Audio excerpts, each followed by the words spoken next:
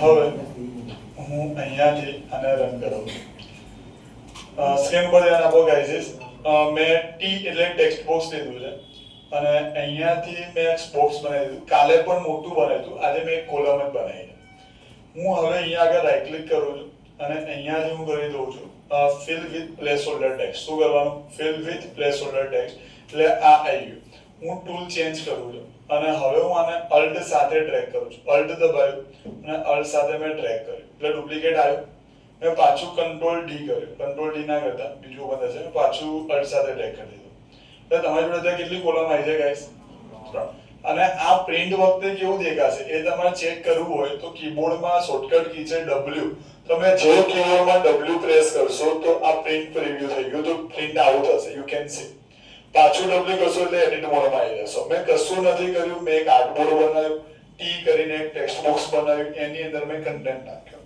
અને એ જે text box બનાવ્યું એને મેં ડુપ્લિકેટ કર્યું અહીંયા સુધી ડન ઓકે હવે હું શું કરું છું તો આજે આ ત્રણ આયા છે જે આ મારી પાસે આ ત્રણ છે એમાં હું કીબોર્ડમાં U પ્રેસ કરું છું U એટલે ગેપ ટૂલ થાય અહીંયા આગળ આપેલો છે યુ કેન સી ગેપ ટૂલની શોર્ટકટ કી શું છે U એટલે કે આ જે ત્રણ છે એમાં જે ગેપ છે તમારે જો યુ કેન સી વધે ઘટે છે કન્ટેન્ટ સાથે ખ્યાલ આવે છે તમે આ ટાઈપની કન્ટેન્ટ જોયા હશે આ બધું વધારે આ બધું ઓછું હોય ન્યૂઝપેપરમાં બહુ બધું તમને જોવા મળતું હશે જો ન્યૂઝપેપર જોતા હશો તો એવી રીતે તમારે આની અંદર પણ કામ કરવાનું હોય છે અને બીજું એક ટૂલ છે હું આને પાછું W કરી દઉં છું એટલે એડિટ મોડમાંથી હું જતો રહ્યો બહાર આવી ગયો છું અને એની ઉપર એક બીજું ટૂલ આપેલું છે કાલે મેં શીખવાડ્યું નથી કે શિફ્ટ P એટલે પેજ ટૂલ થાય શિફ્ટ P પ્રેસ કરજો અને તમે તમારી રીતે આ પેજને મોડિફાઈ કરી શકશો કાં તો નવું બનાવવું છે નવું બનાવી શકશો પણ આ રીતે તમારે નહીં કરવું પેજમાં કંઈ પણ કરવું હોય ને તમારે તો વિન્ડોમાં જવાનું અને અહીંયા ક્યાંય તમને પેજીસ દેખાય છે એની શોર્ટકટ કી દેખાય છે પેજીસની બાજુમાં એની શોર્ટકટ કી પણ હશે દેખાય છે હા છે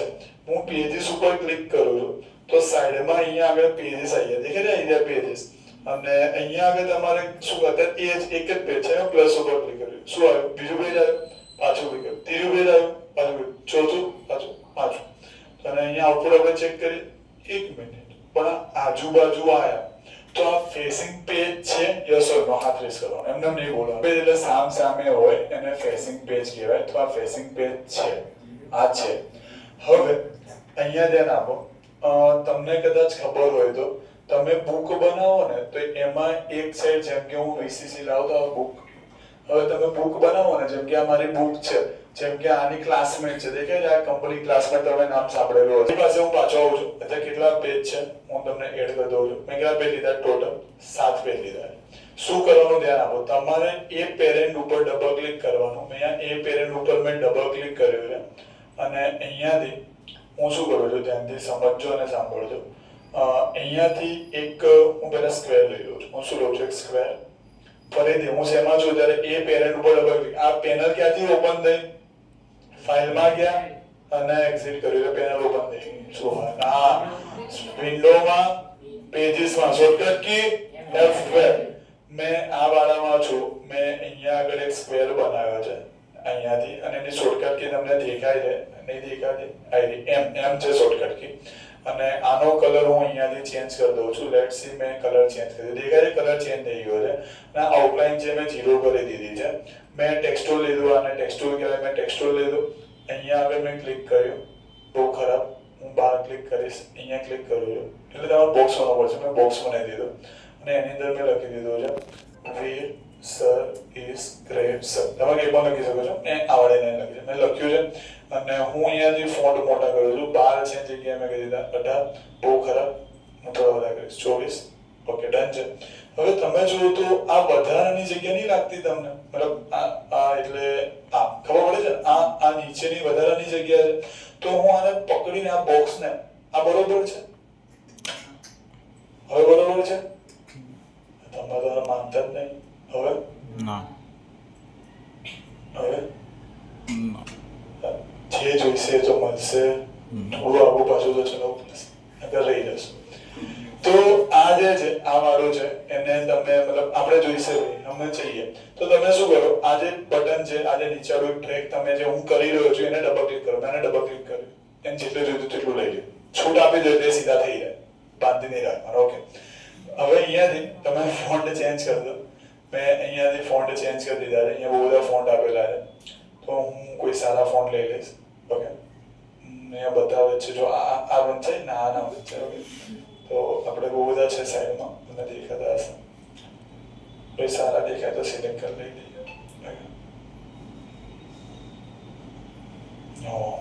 જો બહુ રાજવામાં આવું થાય, સારું દેખાશે જ નહીં. પછી દેખાશે તો તમારા માટે નહીં હોય. મેં આને લઈ લીધો તો આ પાછું આવું થઈ ગયું, તો આને ડબલ ક્લિક કર્યું, આવશે ઉધરસ આવશે. મેં આને ડબલ ક્લિક કર્યું એટલે આ સેટ થઈ. આનો કલર હું અહીંયાથી ચેન્જ કરી દઉં છું. ધ્યાનથી સાંભળો. સિલેક્ટેડ શું છે? બોક્સ. મારો ભાઈ સિલેક્ટેડ કયું છે? બોક્સ છે. હું ફરીથી કહું છું, મેં તમને ખબર હોય તો વચ્ચે ઇન્ટરવ્યુ કન્ડક્ટ કરાવ્યા હતા. એ ઇન્ટરવ્યુમાં આ સોફ્ટવેર રિગાર્ડિંગ ક્વેશ્ચન હતા ને એ જ સોફ્ટવેર હતા પ્રેક્ટિકલ હું ચલાવી રહ્યો છું. તો નેક્સ્ટ ઓપોર્ચ્યુનિટીમાં તમે સમજી શકો છો કે કંઈ હોઈ શકે તો રિસર્ચ ચલાવતા હોય. ધ્યાન રાખશો, કોન્સન્ટ્રેશન સાથે ભણશો. મારી પાસે આ પાછું બોક્સ છે. આ જે બોક્સ છે એના ઉપરથી ફિલ કલર ચેન્જ કરું છું. આ ફિલમાં હું છું. ફિલમાં હું અહીંયા આગળ આવીને મેં કલર ચેન્જ કરી દીધો. તો શું ટેક્સ્ટનો કલર ચેન્જ થયો? ના, એની પાછળનું જે બેકગ્રાઉન્ડ હતું એનો કલર ચેન્જ થયો. Yes or no? યસ. પણ આપણે તો ટેક્સ્ટનો કલર ચેન્જ કરવો છે, તો તમારે અહીંયા ડબલ ક્લિક કરવાનું અને ડબલ ક્લિક જો અહીંયા બદલાયું એવું લાગે ટી આવ્યું. પેલા નતું, ઘણા તો ખબર જ નથી. હો, આને જો અત્યારે છે આવું છે, ટી છે ના, ટી એટલે ટોપી, ટેક્સ્ટ. મેં ડબલ ક્લિક કર્યું, અહીંયા આગળ ટી આવ્યો. ઓકે, તમે જે ફેરવો છે ટોપી, મેં આને પકડ્યું અને અહીંયાથી મેં કલર કરી દીધો રેડ. મેં રેડ. આને થયું છે, ખબર પડી શું ચાલી રહ્યું છે. હવે જે મારી પાસે જે ઉપર બોક્સ હતું એ બોક્સમાં મેં આ ટેક્સ્ટને લાવી દીધો અને મને ખબર છે આ બહુ ખરાબ લાગે છે, તો હું અહીંયાથી કલર ચેન્જ કરી દઉં છું. હું વ્હાઈટ કરી દઉં છું. અહીંયા ચેન્જ કરી દઉં છું. ચાલશે? વ્હાઈટ સારું લાગે છે? હા, વ્હાઈટ કલર બધાને સારો લાગે. ડન છે? અહીંયા સુધી કઈ ડાઉટ છે? ના. હવે ટૂલ ચેન્જ કરી દીધો. 1 મિનિટ. પેજીસ ક્યાં ગયા? આ શોર્ટકટ કી હાથ રેસ કરો તો ઘણા નહીં ખબર. આ એમને નહીં બોલવાનું. કોને જો તો બાજુ પૂછે બોલ ને. જો પ્રેસ કરો એટલે આ આવી ગયો. આપણે ક્યાં ક્લિક કરીને બનાવતા હતા? નાન ઉપર ક્લિક કરીને બનાવતા હતા. એ પેરેન્ટ ઉપર ક્લિક કરીને બનાવતા હતા. હવે હું પાછું એ ઉપર ડબલ ક્લિક કર્યું એટલે હવે કોણ ચાલુ થઈ ગયું? એ ચાલુ થઈ ગયું. અને હવે આપણે ચેક કરીએ તો શું બધા પેજમાં આવ્યું? ખબર પડી.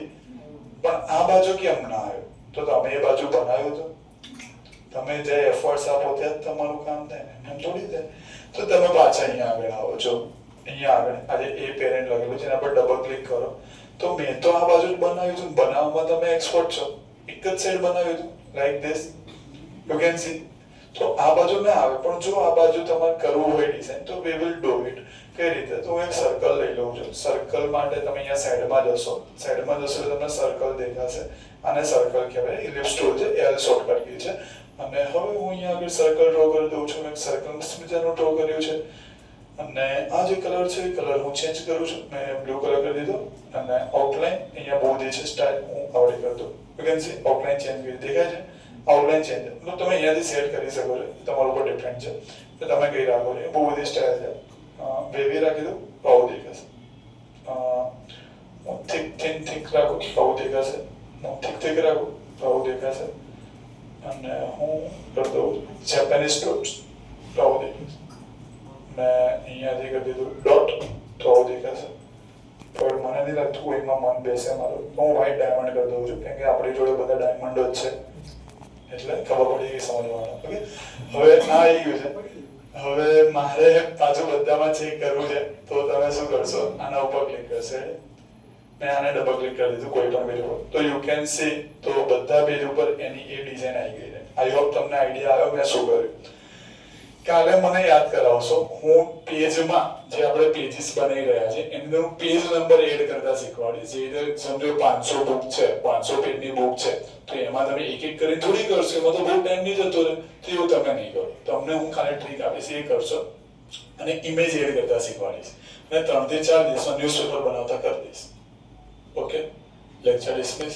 Thank you.